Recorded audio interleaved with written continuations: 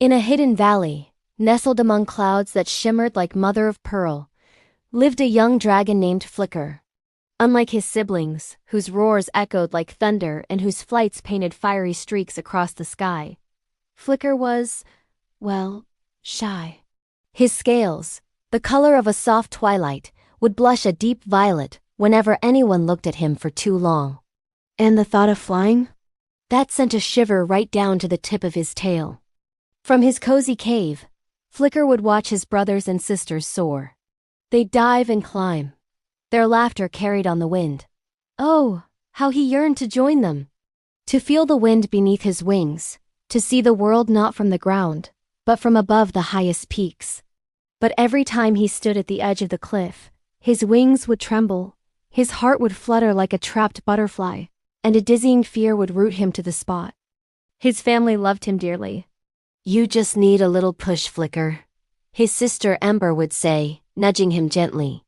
"The sky is waiting for you."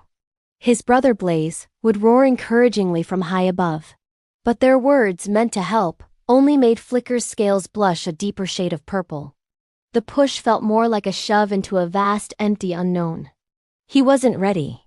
One morning, a shimmering golden leaf, unlike any from the valley trees, drifted down and landed right on his snout.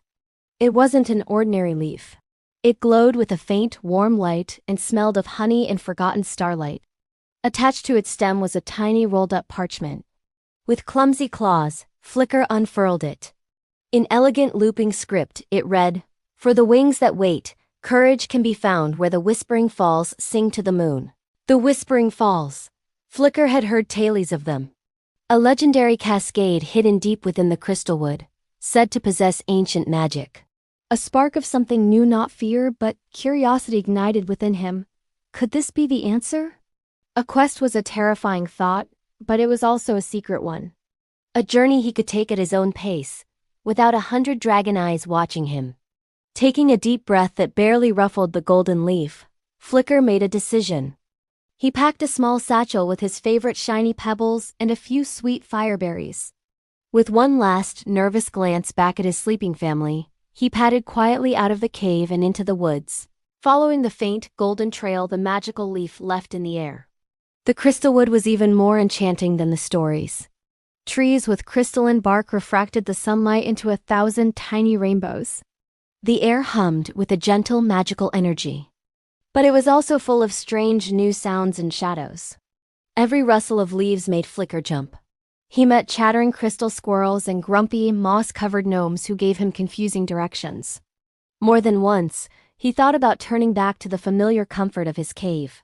But then he'd look at the golden leaf, still glowing faintly in his satchel. Its quiet warmth reminded him of his purpose. He wasn't just running from his fear. He was walking towards his courage.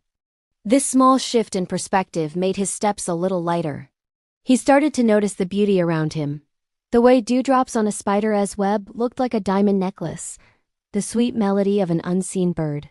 After what felt like days, a new sound reached his ears, soft at first, then growing louder.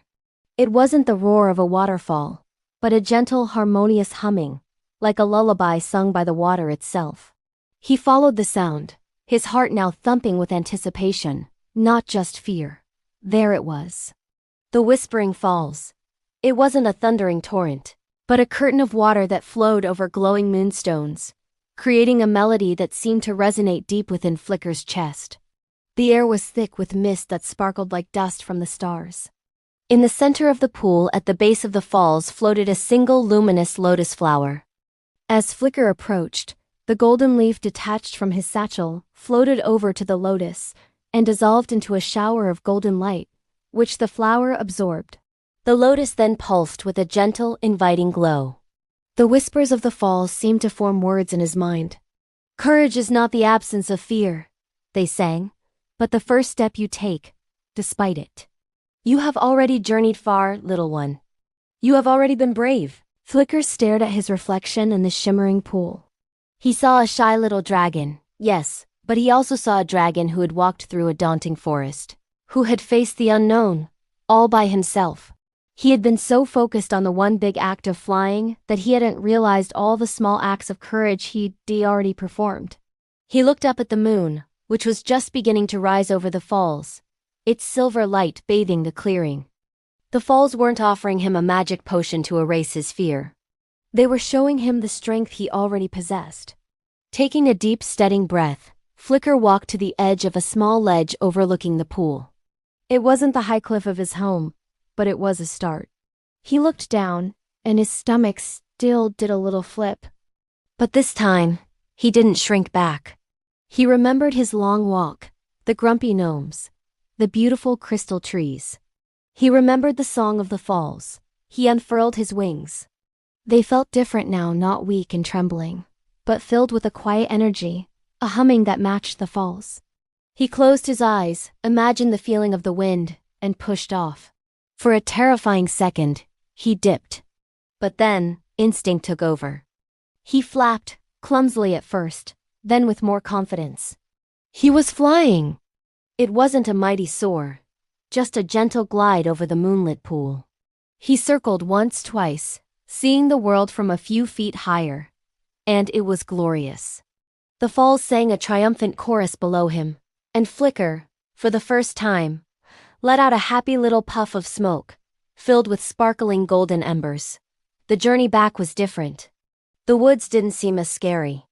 He greeted the crystal squirrels with a cheerful chirp and even managed a shy smile for a passing gnome.